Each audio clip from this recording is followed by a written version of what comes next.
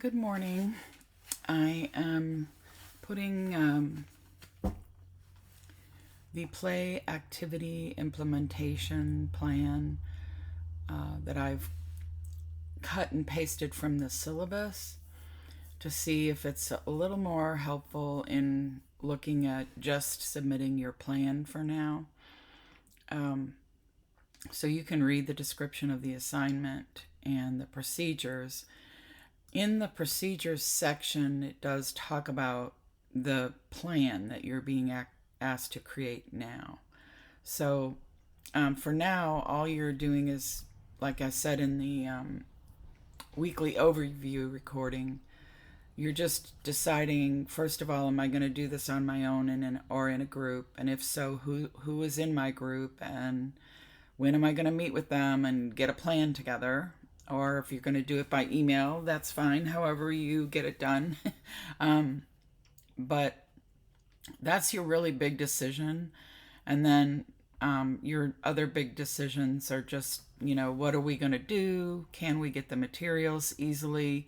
You're really not supposed to spend any money at all, let alone costly materials. So remember, this is not something where the children are going to make something or have a specific outcome. You're designing an activity to see what they do, and then you can evaluate the outcome in your paper at the end of the process. So you'll see, here's your activity plan template, and this is something that you'll develop as you go along. You can see there's procedures, there's modifications for learners, there's the connections to standards, all of that, and then your reflection is right here at the end. So this should not be anything. This is 30 minutes of play with children, so you're not really expected to, this is not a lesson. It says lesson plan, but it's a play activity. I think what may throw a lot of you is that it says lesson plan there.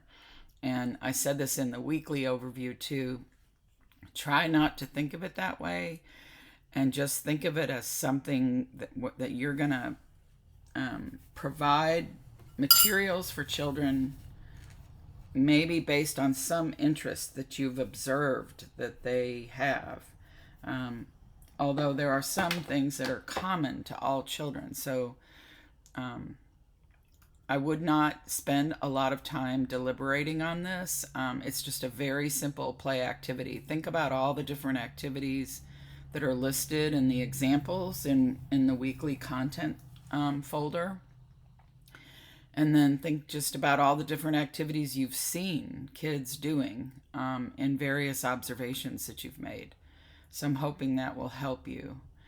And you already know the early childhood standards, so just connect those to the activity that you're putting out.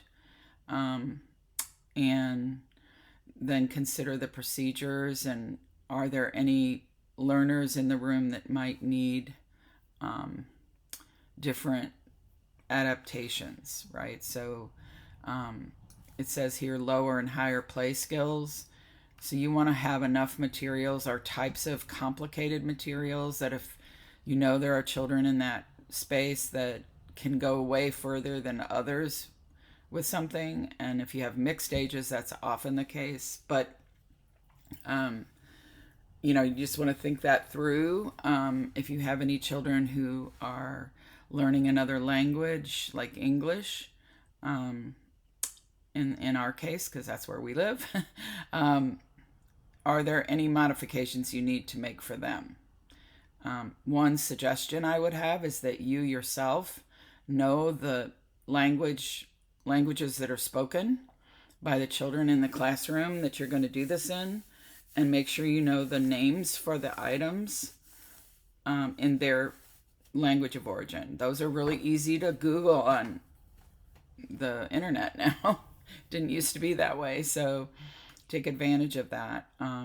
So that's something I always suggest, is that if you have multilingual speakers in your classroom, you should always know the names in their language of origin so that you can reference it that way for them. And that's a great way to build inclusive classrooms anyway. So I hope this has been helpful to just think it through a little bit, but I'm urging you not to, the tendency you will have is to create something elaborate, but that just remember less is more. Just make this a simple thing. And again, look at those activity suggestions in the weekly content spaces.